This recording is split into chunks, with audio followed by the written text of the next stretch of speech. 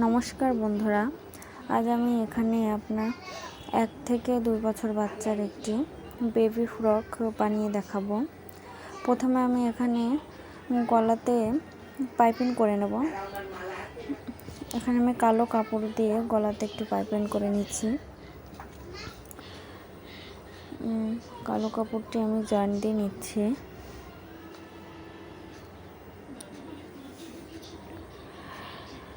এভাবে দুটি পাশের গলার কাপড় আমি জয়েন দিয়ে নেব।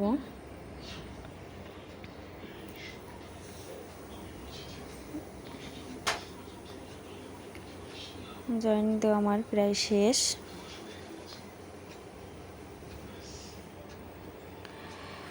এখন আমি পাইপিং করে নেব।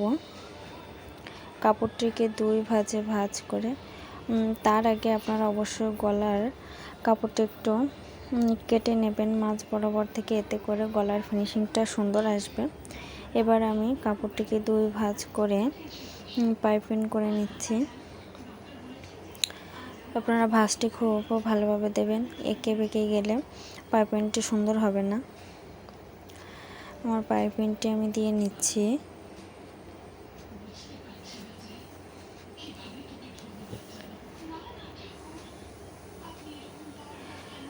পাইপিং দেওয়া হয়ে গেছে এবং এরপর আরেকটি গলা আমি পাইপিং দিয়ে নেব। অপরটির মতো এটিও আমি গলার সাইডটা কেটে নিচ্ছি, এরপর পাইপিং করে নিচ্ছি।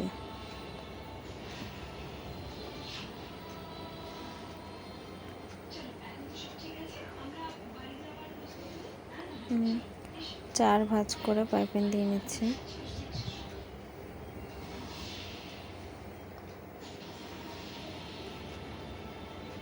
এবার পাইপিং করা আমার শেষ। এবার সুতোটি কেটে নিচ্ছি এবং বাড়তি যে কাপড়টুকু বেরিয়ে আছে সেটা কেটে নিচ্ছি।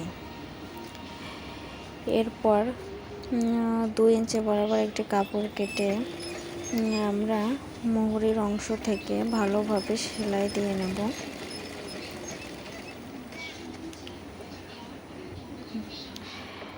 এরকম করে আমরা আমাদের বডির 4 অংশ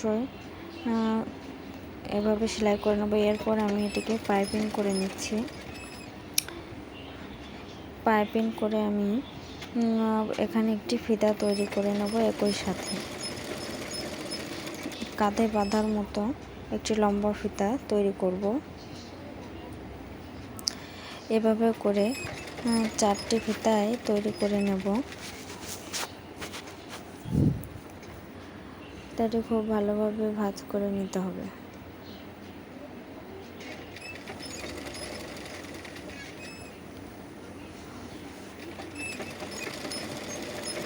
ফিতাটি সেলাই করা হয়ে গেছে। এভাবে করে 4 দিকের ফিতায় আমার সেলাই হয়ে গেছে। এবার আমি মাথায় একটু ফুল মতো লাগাবো। এই মাথাগুলো খুব ভালো করে আপনারা টেকেন দিয়ে নেবেন যাতে করে না ছিঁড়ে যায়। আমি প্রত্যেকটি ফিতাগুলোই এভাবে লাগিয়ে নেব। এতে করে আমাদের ফিতার সৌন্দর্যটা অনেকটা বেড়ে যাবে।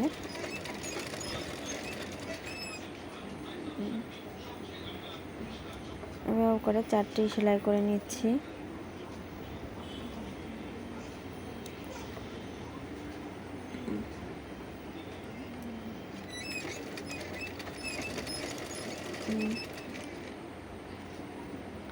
এরপর আরেকটি লাগিয়ে নিচ্ছি।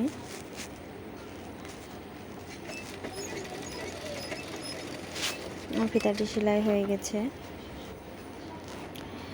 এবার আমরা বডি পার্টগুলো জয়েন্ট করব।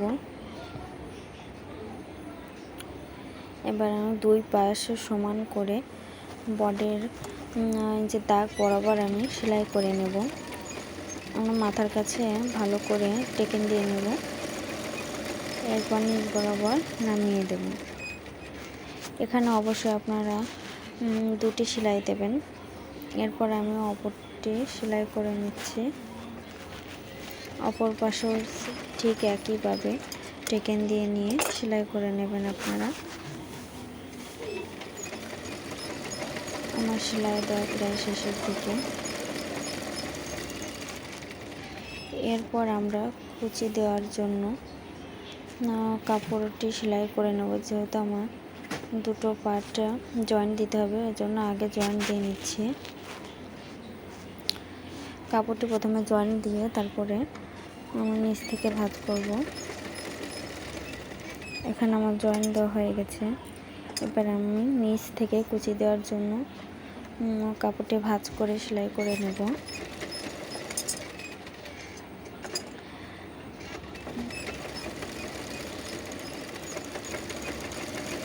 আমার সেলাই হয়ে গেছে। এবার কুচিয়ে দেব।